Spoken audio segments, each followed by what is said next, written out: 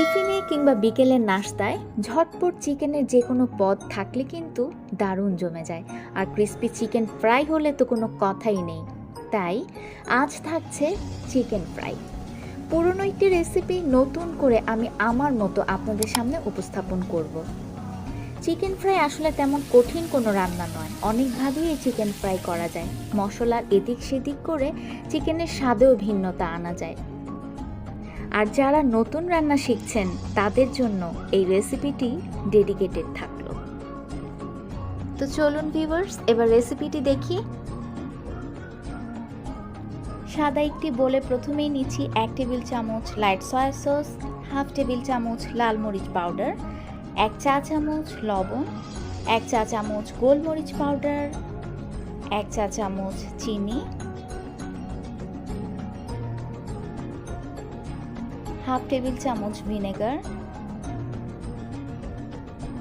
1 table চামচ আদা রসুন বাটা এবং সাথে আরও নিচ্ছি ইনস্ট্যান্ট নুডলসের মশলা। এখানে আমি 1 প্যাকেট মশলা নিয়েছি।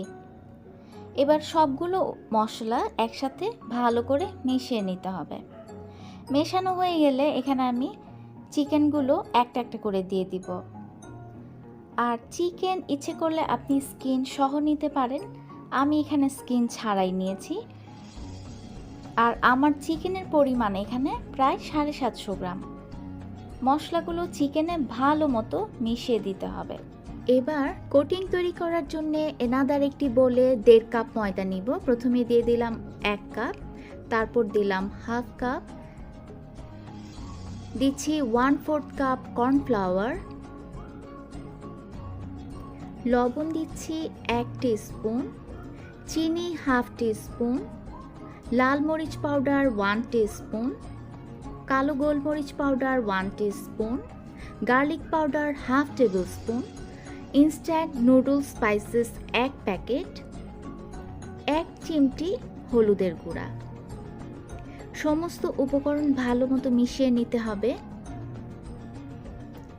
মেশানো হয়ে গেলে ম্যারিনেট করা চিকেনগুলো মশলা মাখানো ময়দায় গড়িয়ে নিব। চিকেন পিসগুলোকে আমি আধ ঘন্টা ম্যারিনেট করেছি, আপনারা ইচ্ছে করলে আরও সময় নিয়ে ম্যারিনেট করতে পারেন। চিকেন পিসগুলোকে একটা একটা করে চেপে চেপে ময়দায় মাখাতে হবে। সবগুলো কোট করা হয়ে গেলে আবারও মশলা মাখানো ময়দা এবং একবার করে কোট করা চিকেন পিস উল্টে পাল্টে ভালো মতো মাখিয়ে নিব, যাতে কোথাও কোনো ফাঁকা না থাকে। চিকেন ম্যারিনেট করা মশলায় হাফ লিটার নর্মাল বিশুদ্ধ পানি মিশিয়ে নিব। একবার কোট করা চিকেনগুলো মশলা মিশ্রিত পানিতে 30 সেকেন্ডের জন্য ডুবিয়ে রাখবো। চিকেনের গায়ে এক্সট্রা যে ময়দা লেগে আছে তা শেক করে ফেলে দিতে হবে। আমি আবারও একটা একটা করে চেপে চেপে ময়দায় গড়িয়ে নিচ্ছি। রুটি পরোটা তৈরির জন্য ময়দায় যেভাবে ময়ান দেয়া হয় ঠিক সেভাবেই প্রতিটি পিসকে ময়দায় মধ্যে মধ্যে কোট করে নিব। আর এক্সেস ময়দা শেক করে ফেলে দিব। আপনাদের মোস্ট ইম্পর্ট্যান্ট একটা টিপস দেব। চাইনিজ রেস্টুরেন্টগুলোতে স্বাদ বাড়ানোর জন্য মনোসোডিয়াম গ্লুটামেট বা টেস্টিং সল্ট ব্যবহার করা হয়ে থাকে, যা আমাদের শরীরের জন্য খুবই ক্ষতিকর। নুডলসের ইনস্ট্যান্ট মশলায় কিছুটা টেস্টিং সল্ট রয়েছে। আর আপনারা খেয়াল করেছেন আমি এখানে চিনি ইউজ করেছি। চিনি প্রথমত টেস্টিং সল্টের ক্ষতিকর এফেক্টটা কাটিয়ে দিয়েছে এবং সেকেন্ডলি টেস্টের ব্যালেন্সটাকে ঠিক রেখেছে। কোটিংয়ের কাজ শেষ। এখন এক্সট্রা মশলা মাখানো ময়দা আর পানি কিন্তু ফেলবো না। কি করব সেটা আমি আপনাদের দেখাবো। 20 মিনিট আগেই লো হিটে তেল গরম করতে দিয়েছিলাম। এখন একটা একটা করে চিকেন পিস গরম তেলে ছেড়ে দিব।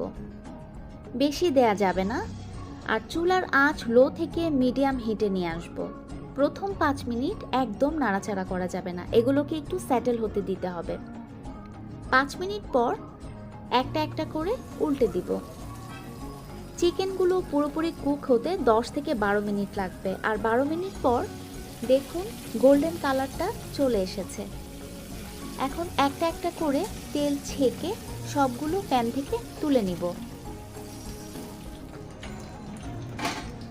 সাউন্ড শুনে বুঝতেই পেরেছেন যে কতটা ক্রিস্পি হয়েছে। দ্বিতীয় ব্যাচে আমি থাই পিসগুলোকে ভাজবো। এবার কয়েকটি আলু কেটে 50% সিদ্ধ করে ওই এক্সট্রা মশলা মাখানো পানিতে ডুবিয়ে তারপর ময়দায় মাখিয়ে ফ্রেঞ্চ ফ্রাইস তৈরি করব। দ্বিতীয় ব্যাচে থাই পিসগুলোকে ভাজতে আমার প্রায় 15 মিনিট লেগেছে। তেল থেকে ছেঁকে তুলে ফেলছি।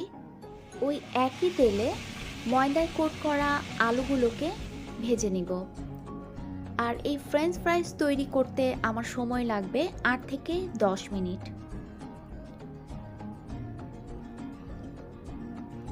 তো ভিউয়ার্স, দেখলেন তো অল্প সময়ে সহজ পদ্ধতিতে ঘরে থাকা সাধারণ কিছু উপকরণ দিয়ে ক্রিসপি চিকেন ফ্রাই তৈরি করে ফেললাম, তাও আবার আমার স্টাইলে।